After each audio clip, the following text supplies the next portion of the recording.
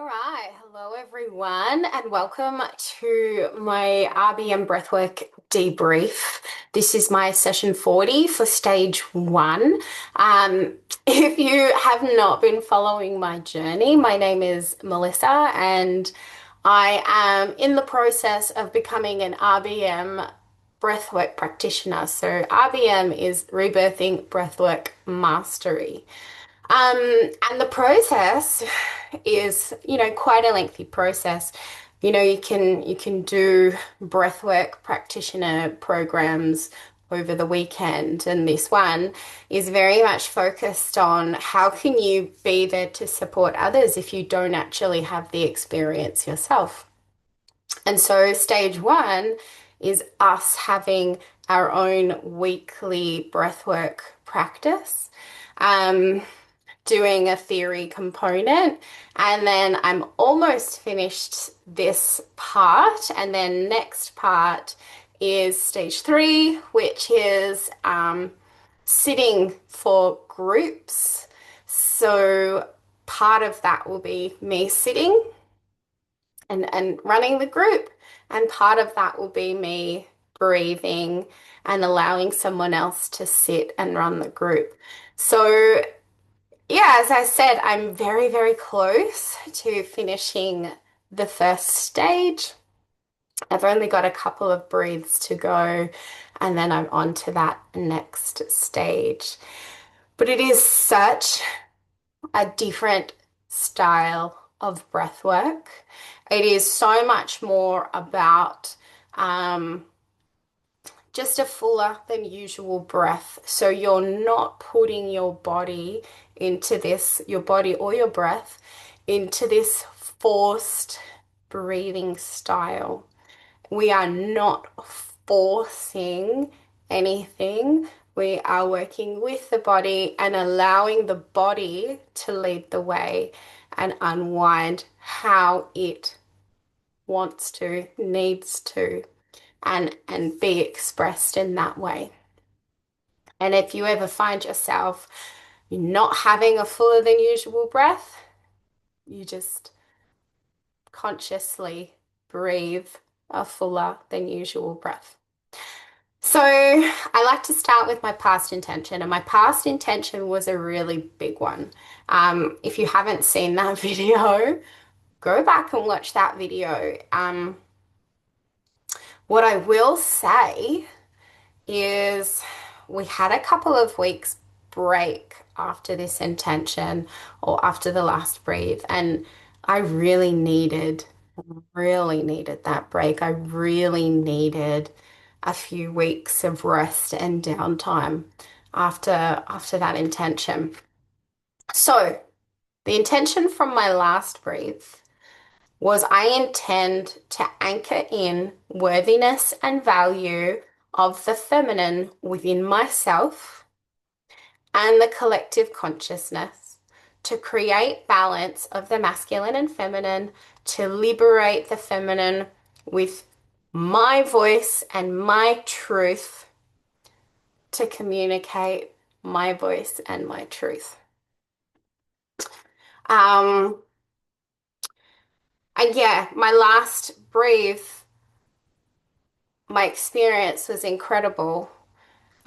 It went one direction, but in my physical reality, it took on another direction, and my physical body just felt really heavy. I felt like I needed lots of rest and lots of nourishment. And interestingly, in my world, in my life surrounding me, people around me separated from their husbands. People around me were opening conversations about how they have been mistreated in their relationships, um, and are recognizing it for what it is. And so, yeah, I really do 100% feel like that has rippled out into my life and the people around me. And also I felt very empowered to share that story, um, which is why I'm going to sneeze. Excuse me. which was why that last um, video is so much longer because, I really wanted to capture as much of the intention as it could possibly be. Um, so yeah, my brief, my intention, I didn't really have an intention, but because I really felt the need to nourish and rest, um, my intention was going to be around that, but I hadn't really worded it in any particular way. Um, I did actually have some incredible shifts in life. Some little things all happening that I can see from past intentions are all starting to come into play. We got given a $2,500 like prepaid MasterCard. We just got given it from um, Michael's boss. And so that was like, thank you, out of nowhere, just money. Actually, the day after this brief, I was catching up with some friends, and I want to put out there, I've really been in the spirit of this is past intention of wealth and abundance and just wanting to give, giving from my heart and wanting to give. And so I have been just giving from my heart where I feel I can do so. And I went out to lunch with a couple of friends, and one of them's had some very significant surgery. And she said, look, if I give you my card, will you order for me? And I said, yeah, I'll order for you, but I don't want your card. Keep your card. Not interested. I'm going to pay for it for you. And anyway, so I ordered what she wanted, paid, came and sat down. And um, the meals of myself and the other friend came out, and we were just waiting for hers to come out before we started. And hers didn't come out. And we waited and we waited. And then, anyway, one of the staff came past, and I said, oh, we're still just waiting on one meal. And she went, oh, okay, let me go check on that. And so the chef had forgotten it, the chef had missed it. And so she comes back with a refund for the cost of the meal. And she's like, I'm so sorry, the chef has missed it. We will refund your money. Here you go. Um, it'll be out in a few minutes. We'll get it to you as soon as possible. And so it was like, oh my God, thank you, universe. I was doing something from a place of love, and the universe was like, I'll reward you back. Um, and it was like $19, but it was $19 that I received back. And you know, really connecting the more I give and not giving from a place of force, but giving from a place of love. The more I give, the more I am receiving and receive all of those little things. So anyway, so that was something that's happened in life. Also, what inspired my intention for this week started happening right before my brief. So we've been trying to get a permit to build my new workspace since like April this year. And we're at the end of November. And um, we're at the end of November, and like right at the 11th hour, there was a bit of drama. And um, there was a bit of drama, which also kind of added some questions of, well, this hasn't been done correctly. And so the surveying group wanted to charge me $1,200. He was like, you need to sign this, sign it and get it back to me as soon as possible. And I was like, well, what is this? I don't understand what this is. I don't want to put my name to something if I don't know what it is. And there was also a little bit of other drama going on. So Michael was talking to the draftsman, and I was talking to the surveyor. And the draftsman was like, look, just send me that form. I'll fill it in and sort it out for you. So anyway, I'd received an email back saying, oh, this is what the form's for. Um, you need to comply with blah, blah, blah on the plans, or you need to sign this form and it's going to cost you $1,200 plus GST to sign the form. It's an exclusion, it's not part of the cost. And so, because he told me, fill in the form, the draftman was like, fill in the form, I did it. But then I went back and I read the email to understand what it was I was doing. And it was like, we actually already comply to all of these things. So why do I need the form? And the surveyor was like, oh, well, it's not done properly. Here's a list, a generic list. And I was like, no, because we already comply to all of this. So what specifically is it that you think we need to modify? Again, never ever got a response. But I was really angry. I was really angry about this because, like, one, I felt like I was getting ripped off, 100% getting ripped off. Like, sign this form, pay an extra price because you don't comply, even though we do actually comply and we have complied to those things from the beginning. I felt like I was getting ripped off. I felt like I was being manipulated, and it really got me angry. It really got me triggered. It really boiled my blood in that moment. And so I ended up making my intention about that. And something occurred to me during my intention setting where Sarah, who was the facilitator, um, mentioned to me some of my intention from last week, worded in a different way. And she was like, can you see how this relates to your past intention? To your past intention around, not wanting women to be taken advantage of, wanting women to be empowered, wanting, women should be worshipped and be authoritative.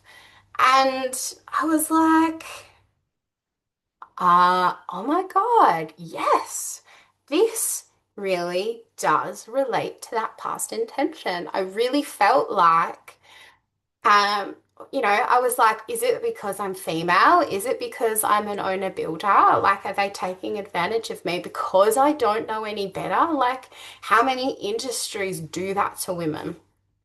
How many industries take advantage of women because we don't know? I'm relying on them to be my informed authority because I don't know, and they were taking advantage of that. Um, and I stood up and I was like, I don't think so. You're not going to treat me like that. Absolutely not. I do not accept it. I will accept paying for things that I need, but I will not accept paying additional money for things I do not need that we already comply for just because you're trying to take advantage of me. Absolutely not. And so, yeah, really, I was, on Tuesday, I was definitely in that moment where I was really angry, really fired up, and I wrote some choice things in my journal um, about everyone because, it really got to me. Um, and so yeah, this intention for my session number 40 is really about being that authoritative figure in my own life. It's really about stepping into my voice and sharing my voice, which was, I guess the next natural progression from my last intention. It's about being respected. Sarah was like, "What do you want? How would you prefer things to be?" And I was like, "I would prefer to be respected. I would prefer to have freedom of choice, to be informed, to have freedom of choice, and be an authority in my own life." And so my intention ended up being worded as I intend to be respected and empowered to make informed decisions and take informed actions in life and during the build of this new workspace. And I'm super excited to say that since Tuesday, um, our um, permit was received yesterday. So yay, it's finally happened. And it was less than I expected it to cost, which is a super win. We also didn't get charged that extra $1,200 for that form that I refused to pay for. And yeah, now we can actually start physically building and getting it in motion, getting it out of the ground, which is an intention I had a few breeze ago. During my intention setting process, I had a lot of tingles in my body. I had a lot of heat, like my face, like my cheeks and my ears just felt really hot and tingly. Um, I really had this like, I described it as like this feeling of like I've just been kicked in the guts. Like there was just kind of like this in the background kind of ache, and I felt like I wanted to double over and hold my stomach, like kicked in the guts, kind of like an anxiousness or nervousness, but it was like not big. It was like kind of just in the background. Um, I also had like this lump in my throat, and I wanted to like I felt like I wanted to burp because there was this lump in my throat. Um and yeah, whilst everyone else was doing their intention setting, things kind of moved a little bit, and I started to feel a bit more nauseous, a bit more sick. Um, yeah, this felt tightness in my rib cage, the back of my neck and the top of my shoulders and down my right arm kind of started to feel a little bit tight. Um, and just kind of feeling lightheaded and then starting to feel really heavy. Um, and yeah, and just, yeah, hot and tingly. So my breathe was actually quite a physical breathe. It was like physical release happening in my body. And it started with um like my back. Actually, when I first laid down, it was like right in here in my pecs, and then it moved and it went into my back, around my rib cage, parallel to my spine. Started mostly on the right and then a little bit on the left. And it was like these really sharp pains. And I was just breathing. I was just being with my breath and breathing and letting what was happening in my physical body do its thing. It was releasing and shifting, so none of it was like stagnant.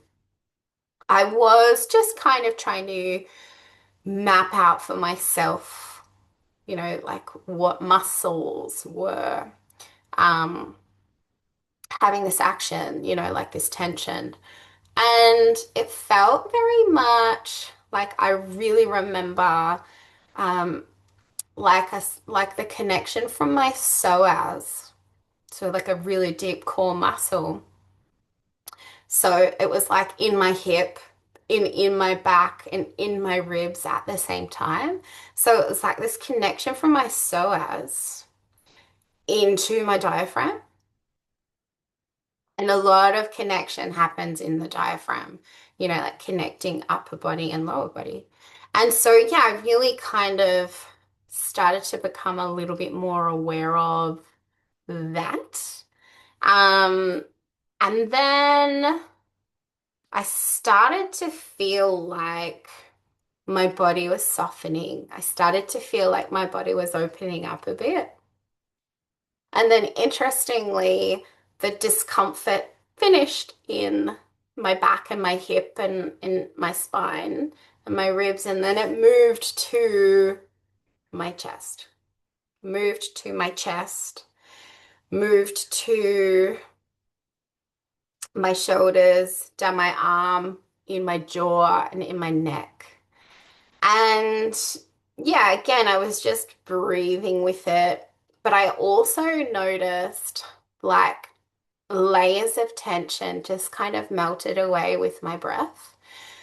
And so, like, it'd be like a breathe out, and my body would soften a little bit more. And, I'd keep the breathing cycle happening, and then there'd be this next layer of breathe out, and then the body would soften a little bit more. And so, yeah, there was this pattern of softening um, and releasing of tension. I also remember really being in an awareness of being at the capacity to really open up my ribs, to really use my diaphragm and fill my belly with air. And this kind of brought two things of awareness to me. One of them was my whole life I've been breathing awkwardly because I didn't want to breathe into my belly as this beauty standard of you must have a flat belly. And so I've been restricting my own breath throughout my life because I didn't want to expand my belly and be seen as someone with a belly. The other part of that, which I recognized and associated with the tension in my shoulders and in my neck and in my jaw, was that actually my breathing pattern was not opening and expanding my ribs, but my breathing pattern was elongating my body and using my upper ribs, my neck, my jaw, my shoulders as accessory breathing muscles.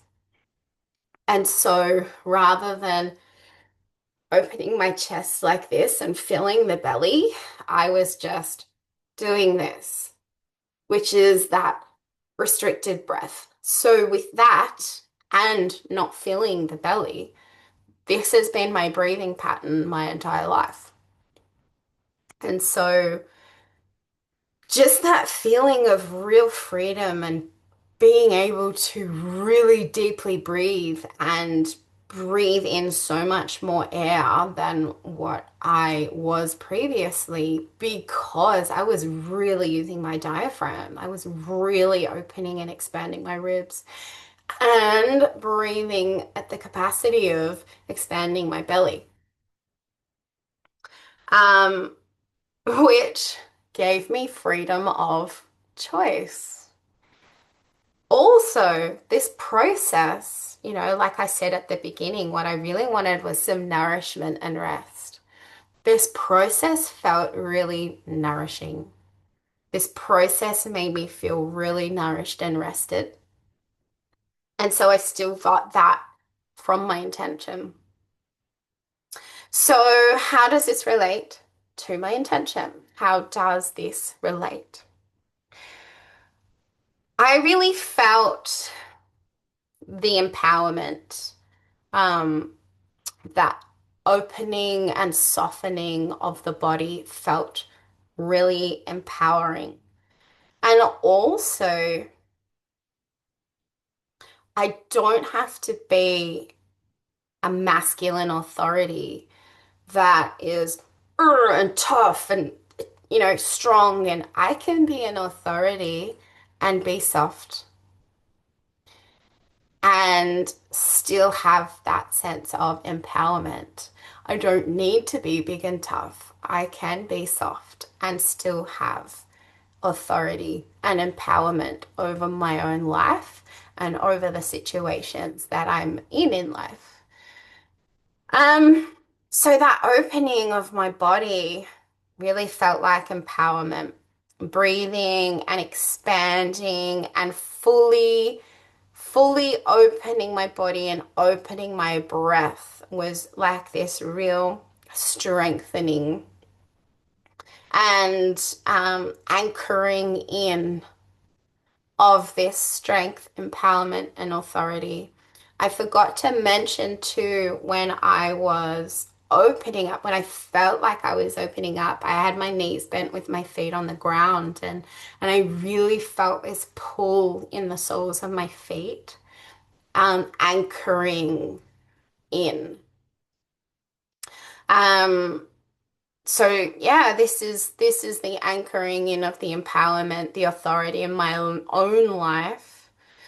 Um, And, my intention with everything else is because, this is an industry that, building is an industry that is new to me. I can also empower myself by, creating a network of being able to you know, ask and entrust people to help me make informed decisions because it's not my industry, you know. Um, And then, of course, the release. So the physical release of tension throughout my body. Um, particularly my diaphragm, my neck, my jaw, my chest, my pecs, my shoulders, my back, my hips. Um, and releasing of, staying small. In order to be an authority in my life, I need to let go of staying small and biting my tongue and not speaking up for myself. So letting go of that, staying small, letting go of staying small and accepting being treated as less than. Gone. Um, so yeah, that was my breathe number 40. I've got one group breathe left. I know there are two. There are still two to go, but I will confirm whether I need to do both or not. So this is possibly my second last, but I love this process so much. If I can sneak in another one, I totally will. So yeah, that was my debrief for my stage one, breathe number 40. And I look forward to the rest of the process and being able to share this with you. So thank you, as always, for listening. Excuse me. Thank you for listening. Thank you for following and for watching and following my story. And although this is my story, this isn't unique to me. Everyone else is having these incredible rippling effects in their life where things are really shifting and changing for them. So it's not just possible for me, it is possible for everyone. You just need to be open to the experience and open to change and how you would prefer things to be. So thank you. and I will see you in the next video.